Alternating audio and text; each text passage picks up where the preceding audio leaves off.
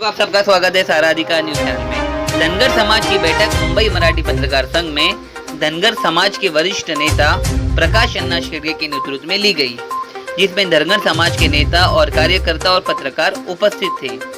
प्रकाश अन्ना शेडगे जी ने बताया, महाराष्ट्र के मुख्यमंत्री जनता को बेवकूफ बना रहे हैं। आने वाले इलेक्शन में अगर हमारी सरकार आती है तो धनगर समाज के कोटे को सबसे पहले पूर्ण किया जाएगा। धनगर समाज के लोगों का गुस्सा फूट के उभरा। महायुति सरकार शुक्रवार को धनगर समुदाय को अनुसूचित जनजाति यानी एसटी शेड्यूल ट्राइब श्रेणी में शामिल करने पर कोई निर्णय लेने में विफल रही, जिसके बाद सामुदायिक धनगर संगठनों ने अपना आंदोलन फिर से शुरू करने की धमकी दी है।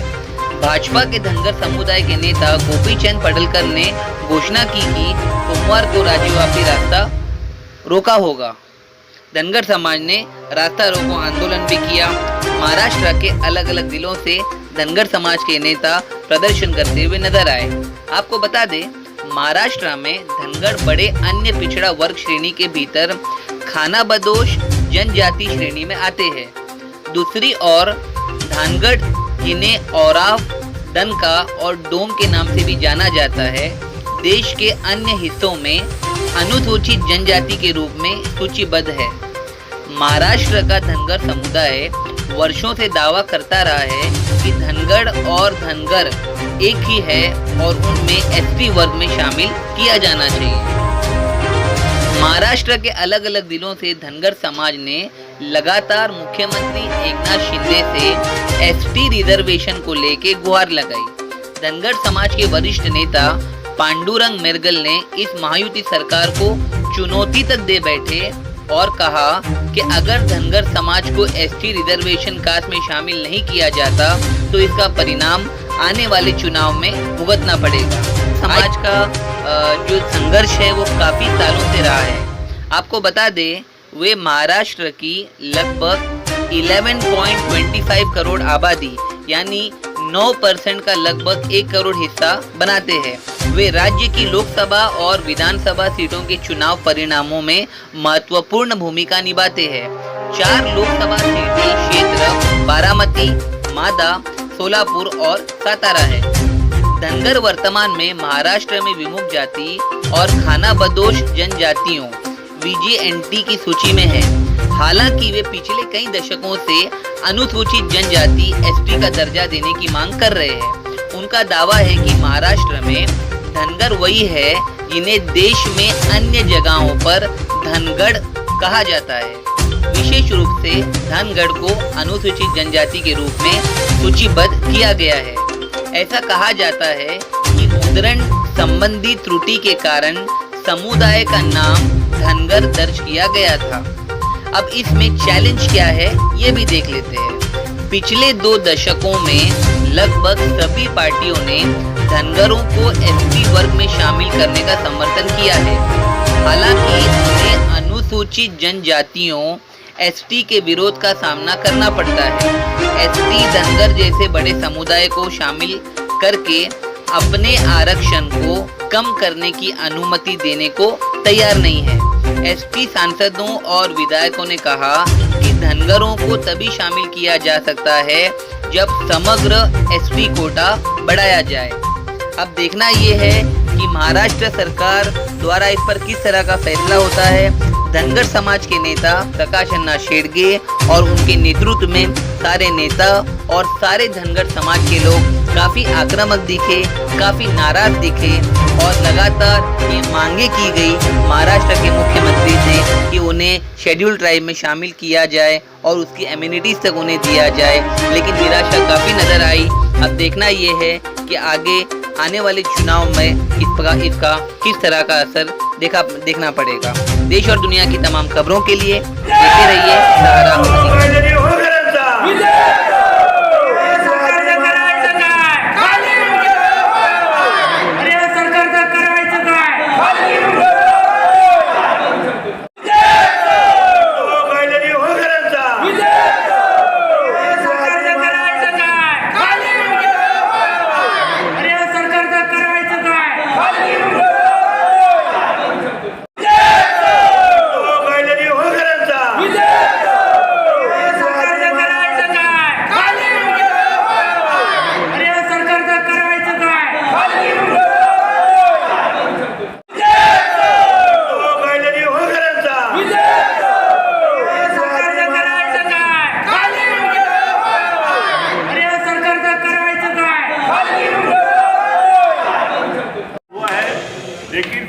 ने आज के कैबिनेट में भी इसका निर्णय नहीं लिया है, इसलिए हमने सरकार को हमने चेतावनी दिया है कि कोड ऑफ कंडक्ट आचार संहिता लगने तक आप ये धनगर समाज का आरक्षण का जिया निकालो।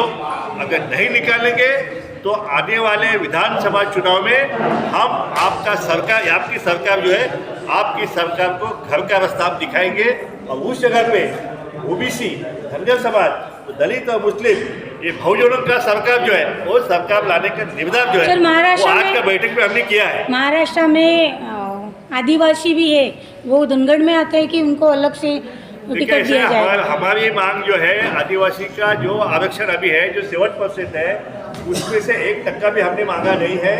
हमारा अलग से 3.5% आरक्षण जो है वो हमें दिया जाए। A category, B category Dhangar करके, ए कैटेगरी आदिवासी, बी कैटेगरी धनगर, ऐसे करके अभी ये जो सुप्रीम कोर्ट है उन्होंने महाराष्ट्र गवर्नमेंट को ऑथराइज किया गया है ये सब कैटेगराइजेशन आप कर सकते हैं। उस माध्यम से महाराष्ट्र सरकार ये जीआर जो है 100% निकाल सकता है और निकालना चाहिए। अगर नहीं निकाला तो ये सरकार का जो श्राद्ध है वो हम डालने वाले। शेडगे जी, 24 सितंबर से देखा गया कि धनगर समाज की एक मांगनी है शेड्यूल ट्राइब में, जिस मांगनी को लेकर आप चल रहे हैं। धनगर समाज जो है महाराष्ट्र का एक बहुत ही बड़ा समाज माना जाता है और इलेक्शन आने वाला है, इस पर भी बहुत बड़ा प्रभाव हो सकता है। हमने देखा कि नासिक, पंढरपुर और अकोला में भारी मात्रा में रास्ता रोको आंदोलन किया गया। क्या ये इलेक्शन को देखते हुए किया जा रहा है या धनगर समाज के हित में शेड्यूल ट्राइब में उनको भर्ती करने के लिए किया जा रहा है? देखिए, ऐसा है कोई भी आंदोलन होगा वो आंदोलन कब करना चाहिए, इलेक्शन जब आगे होगा तो ऐसे आंदोलन जो है उसकी फलित हो जाती है, उसका निर्णय आ जाता है। इसलिए ये जो आंदोलन जो है आगे विधानसभा का इलेक्शन है, इसलिए हमने ये आंदोलन अभी चालू किया है। इसलिए सरकार को लिखित में देना पड़ा, आप देंगे करके। अगर इलेक्शन सामने नहीं होता तो ये लिखित स्वरूप में मुख्यमंत्री दीक्षा को नहीं दिया होता। तो इसलिए ये आरक्षण जो है चुनाव को नजर रखते हुए ये आंदोलन हमने चालू किया है और हम सक्सेस हुए कि मुख्यमंत्री ने लिखित स्वरूप में दिए कि हम देंगे। सर, आने वाली सरकार जब आपकी आती है, जैसा मोदी जी ने विकास की बात की और मुंगेरी लाल के हसीन सपने दिखाए और लोगों ने देखे भी, उसके बावजूद अभी तक कुछ नहीं हुआ। अगर आपकी सरकार आती है तो जनता के लिए क्या करेगी? देखिए, ऐसा है कि हमारी सरकार जो है वो बहुजन की सरकार है, ये गरीबों की सरकार आने वाली है। तो जो भी किसान के लिए, विद्यार्थियों के लिए जो भी विकास की योजना है उनका भाव, उनके सेहत माल को भाव जो है आजकल नहीं मिल रहा है, वो सेहत माल को भाव हम देंगे। पूरी शिक्षा जो है, पूरी शिक्षा हम मुफ्त करेंगे।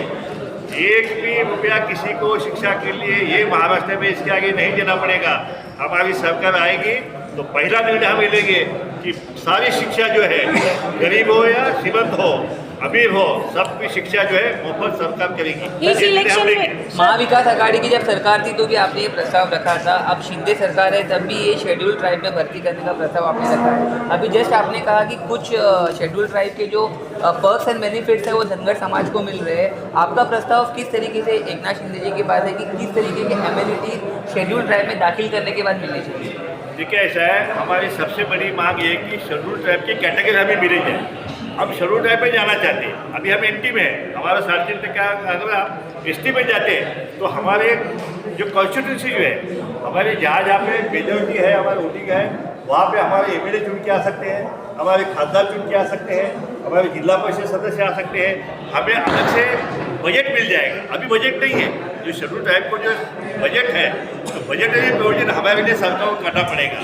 जो भी योजना है आदिवासी के लिए वो सारी योजना जो है वो धनगर समाज को मिलेगी।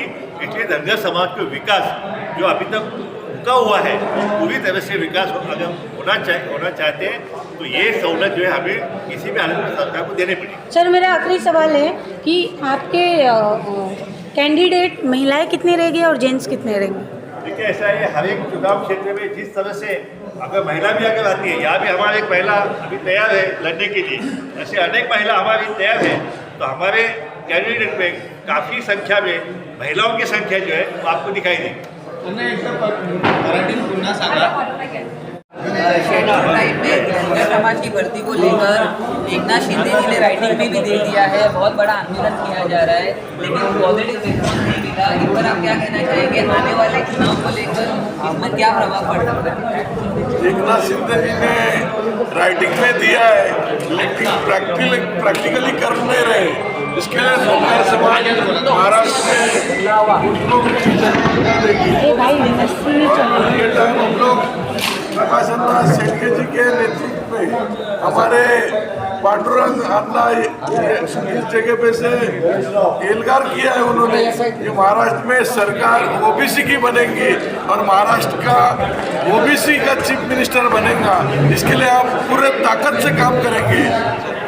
सर, आपके सहयोगी ने बोला कि ये धनगर समाज का नाम चेंज कर धनगर रिपब्लिकन आर्मी भी करेंगे। इतनी नाराजगी दिख रही है सरकार को लेकर, खासतौर से चीफ मिनिस्टर के ऊपर भी बहुत सारी नाराजगी देखी जा रही है। इस पर आप क्या कहना चाहेंगे? शेड्यूल ट्राइब में भर्ती होना धनगर समाज के लोगों का कितना इम्पोर्टेंट है? मीडिया चैनल के माध्यम से चीफ मिनिस्टर साहब को क्या देना चाहिए? चीफ मिनिस्टर को इतना ही कहते हैं, उन्होंने जो जबान दी है वो हर बार बोलते हैं मैं आनंद दिघे का शिष्य हूँ। उनको हमको कहना है अगर तुम आनंद दिघे के शिष्य है तो धनगर समाज का शेड्यूल ट्राइब का जीआर निकालो। अगर नहीं निकालेंगे तो तुम्हारा जीआर महाराष्ट्र के बाहर हम निकाल देंगे। हम लोग शेड्यूल ट्राइब का आरक्षण नहीं मांग रहे। शेड्यूल ट्राइब का आरक्षण हमको बाबा साहब अम्बेडकर ने दिया है। We are telling to give only implement. You only do implement. We are not asking reservation. Sir, आने वाले चुनाव में आप लोगों की क्या प्रतिक्रिया रहेगी और कितने लोग कैंडिडेट यहाँ से खड़े हो रहे हैं? महाराष्ट्र में तकरीबन 2 करोड़ की जनसंख्या, मतदार संख्या धनगर जमात की है और इनका जो रिजर्वेशन का इशू है इसके बलबूते पे महाराष्ट्र के जो 6 पार्टीज है जिनको प्रस्तावित पार्टीज कहते हैं कुछ भी कर नहीं रहे हैं। तो अभी धनगरों के जो युवा है ये बहुत ही नाराज है। इस 6 के 6 जो ये है इनके ऊपर वो विधानसभा का चुनाव सर पे है। अभी पूरी जमात में ये दौर चल रहा है कि अगर एसटी रिजर्वेशन का इम्प्लीमेंटेशन नहीं होता तो ये जो 6 पार्टियां हैं महायुति और महाविकास आघाड़ी इनके अगेंस्ट वोट डालेंगे। और ये जो बहुजन पार्टियां भी प्रकाश अन्ना शेंडगे जी के नेतृत्व में खड़ी हुए हैं इनके नुमाइंदे होकर हम खड़े हो जाएंगे और विधानसभा में जाके हमारा कानून खुद का खुद बनाएंगे। सर, क्या लगता है आपको? दोनों पार्टी की आपने बात की, आज आपकी स्पीच में भी हमने देखा कि इस सरकार को लेकर काफ़ी नाराजगी सभी धनगर समाज के लोगों में दिखाई दी और 24 सितंबर से धरना चल रहा है सिर्फ एक ही मांग को लेकर, शेड्यूल ट्राइब की मांग को लेकर।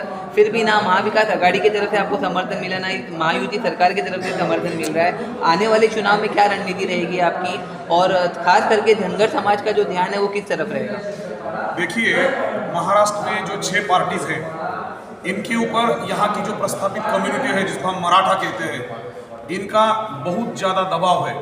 और हमारा जो रिजर्वेशन है बाबा साहब अम्बेडकर ने महाराष्ट्र की लिस्ट में 36 नंबर पे हमको धनगढ़ जो कहकर जो लिख डाला है वो असल में धनगरों के लिए था। इस देश में धनगढ़ नाम की कोई जमात नहीं है, किसी भी राज्य में नहीं है। जहाँ जहाँ ऐसा हुआ था, बिहार में हुआ था, उड़ीसा में हुआ था, झारखंड में हुआ था, वहाँ की राज्य सरकारों ने वहाँ के धनगढ़ शब्द को हटा के धनगरों को रिजर्वेशन दिया है। अब ये जो मसला है यहाँ अभी मराठा समाज महायुति के अगेंस्ट में है, मुसलमान बंधु महायुति के अगेंस्ट में है और यहाँ का जो मागासवर्गीय समाज है वो भी अगेंस्ट में है। अगर सरकार को वापस सत्ता में आना है वो सिर्फ आ सकते हैं धनगरों के बलबूते पे और धनगरा का वो काम नहीं कर रहे हैं। गए 10 साल में बीजेपी और शिवसेना धनगरों के बलबूते पे ही सत्ता में आ रही है। देवेंद्र जी ने कहा था, अभी एकनाथ शिंदे साहब ने 15 तारीख को लिखित में दिया है 10 दिन में आपका सर्टिफिकेट हम इशू कर देंगे। और 30 दिन की बजाय 25 दिन दिया नहीं है। अगर नहीं देते हैं तो इनके अगेंस्ट और जो दूसरे हैं इनके भी आगे 6 की 6 पार्टियों को हम अरब के समुद्र में डुबा के उनको राजनीतिक दृष्टि से खत्म कर देंगे। सर, महाराष्ट्र में काफी